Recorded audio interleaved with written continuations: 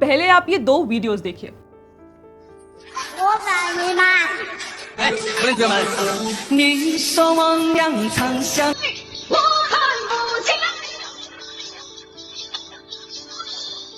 देखा आपने कैसे इन बच्चों को कितनी इनसेंसिटिविटी के साथ खिलौने की तरह हवा में घुमाया जा रहा है।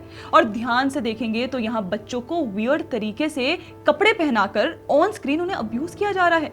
इनफैक्ट ये बच्चे देखने में आपको फिजिकली डिसेबल्ड भी लगेंगे, पर सोचिए अगर ऑन स्क्रीन इनके साथ ऐसे अजीबोगरीब हरकतें हो रही हैं तो ऑफ कैमरा इनके साथ क्या होता होगा।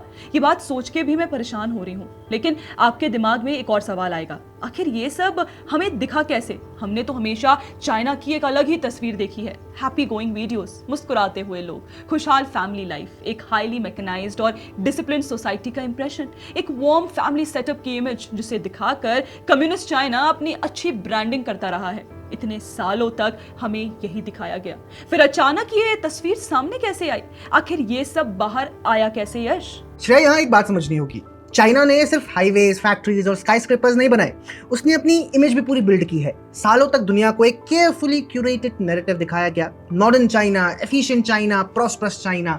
इसलिए जब आज सोशल मीडिया पर ऐसी वीडियोस वायरल हो रही है ना, तो उस पॉलिश्ड इमेज से मैच नहीं करती। And they all are in a panic mode because of this. और सच में they have all the reasons to. This campaign has really hit the roof. ये लास्ट हमने कोविड में देखा था, जब they were treating their own citizens by imposing lockdowns. वो बहुत खराब था। दूसरा मोमेंट तब था जब गलवान कॉन्फ्लिक्ट के वीडियोस आए थे, and I mean Indian side की वीडियोस। साफ साफ दिखाता कि हमारे सोल्जर्स ने कैसा उनका बुरा हाल किया। तब भी चाइना के सोशल मीडिया पर लोग एकदम पैनिक मोड में आ गए थे।